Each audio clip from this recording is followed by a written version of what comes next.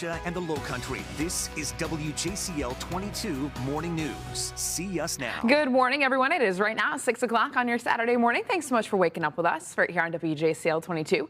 I'm Emma Hamilton. Let's get a check of that certified most accurate forecast with our meteorologist, Melissa Hall. Melissa, you're tracking the tropics this morning. Thankfully, though, no big impacts to our area.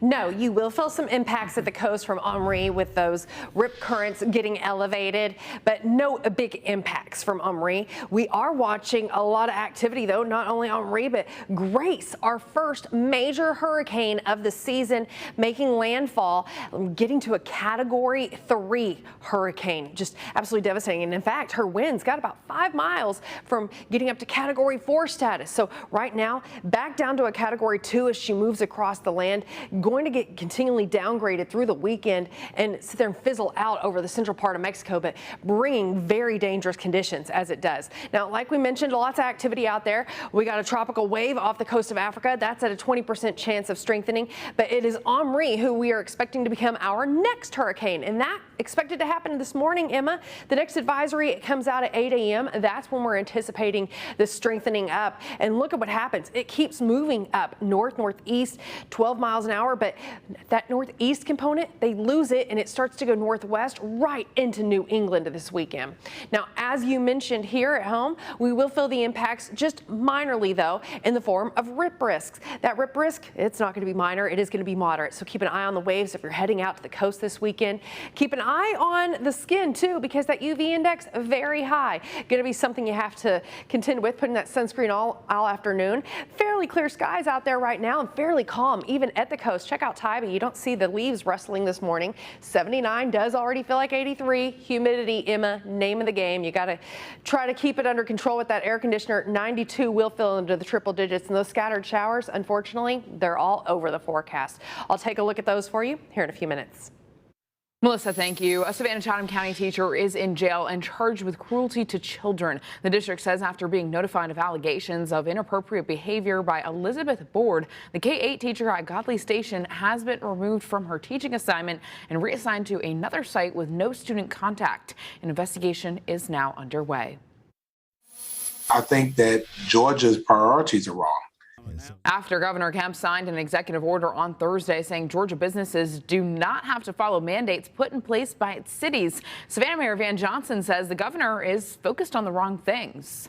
Cities across our state are crying for help. Our hospitals are overburdened.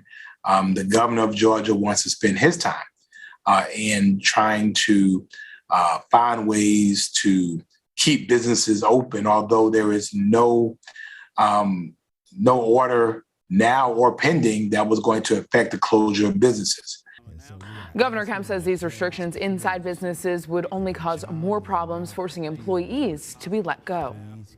Local governments will not be able to force businesses to be the city's mask police, the vaccine police, or any other burdensome restriction that will only lead to employees being let go, revenue tanking, and businesses closing their doors.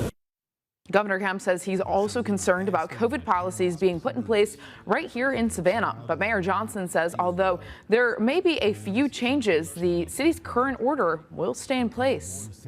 Now we'll have to resort to other means within our toolbox to be able to keep our residents safe. Obviously, masks we felt were not terribly obstructing, and it helped us to keep our economy open and flowing. Now we'll probably have to look at canceling events and finding ways to keep people apart. Mayor Johnson went on to say the state should be finding ways to keep cases down and get vaccinations up. Effingham County parents are upset over COVID policies within the school district. If there has been a positive case in their classroom, until that educator is tested, they should be wearing a mask. Until those children are tested, they should be wearing a mask, or more importantly, they shouldn't return to school at all. One parent we spoke to is calling for policy changes after she says she got a call that her child was exposed to COVID-19, but was still advised to send her student to school if they weren't showing any symptoms. Effingham County's Board of Education decided to update their COVID-19 guidance for this upcoming week. Students are highly encouraged to wear masks. They're not mandated, they're not required, but it is an attempt to lessen the mass spread. We know that it's not going to prevent COVID, but we just need parents' help in recommending that. Superintendent Yancey Ford is encouraging students to wear masks, but they will be required for all staff and visitors. That new guidance starts on Monday. COVID case numbers in Georgia this week are by far the highest they've been in more than 6 months. Yesterday alone, nearly 10,000 people tested positive for the virus. On Thursday, the state surpassed 10,000. Unfortunately, it is the same situation in South Carolina this morning. You can see more than 4,000 people tested positive for COVID on Wednesday alone. Those are the latest numbers available from the state. The highest number it ever saw was more than 6,000 back in early January. And here's a look at the latest vaccination rates in our area. Across Georgia, 42% of people are now fully vaccinated. In South Carolina, 46% of people are fully vaccinated. Statesboro Youth Commission is hosting a free vaccine clinic today. It is happening from 11 to 3 at the Louetta Moore Park on Martin Luther King Jr. Drive.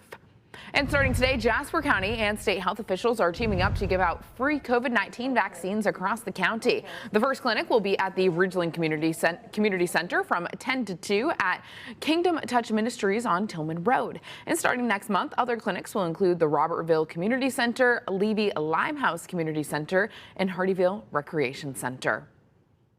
There will be a blood drive in Bluffton today at the Martin Family Park in Old Town Bluffton. There will be live music, food trucks, and more. And if you donate blood, you will receive a $20 gift card. Well, as the pandemic shows no signs of slowing down, one church in Georgia is taking a different approach to allow vaccinated members a chance to worship in person. We wanted to use the CDC as a guide for us to formulate our policies and procedures and how we're going to move forward. The Greater Piney Grove Baptist Church is celebrating its 107th church anniversary. At this year's festivities, everyone is required to social distance, wear masks, and be vaccinated. The church allows a maximum of 200 people in the sanctuary, but to get in, members have to reserve their spots online, show their vaccination cards, get temperature checks at the door, and sign a waiver. We were very, very careful. We wrote the policy. We consulted our lawyer. And we have documentation for that. And I'm happy to say we've not had one member to complain. The virus is hitting close to home for that church. Pastor Flippin says some unvaccinated members are currently in the hospital battling COVID-19. Come on, y'all, do what's right. Take care of yourself. But more importantly, look around, take care of some other folk. The church still has virtual services, and Pastor Flippin says if the pandemic gets worse, he doesn't mind rolling back in-person services. But his main message to members is to stay safe and get vaccinated. It is right now 6:08 on this Saturday morning. Still to come, a cop jumps onto subway tracks to save a man, while some kids sell lemonade to raise money for people suffering in Afghanistan. And evacuations are ramping up in Afghanistan. How our local soldiers are stepping in to assist with a chaotic situation unfolding in the country. Melissa. Live look from Skyview 22 at our WJCL studios. The Chatham Parkway is quiet right now. Skies fairly clear. Conditions are warm. Mid-70s. We got some 80s out there. Most of us don't have any breeze yet. When you do, it'll be out of the west. We'll talk about Henri and his effects and strengthening to a hurricane in that certified most accurate forecast that you can look at anytime with our WJCL 22 News app.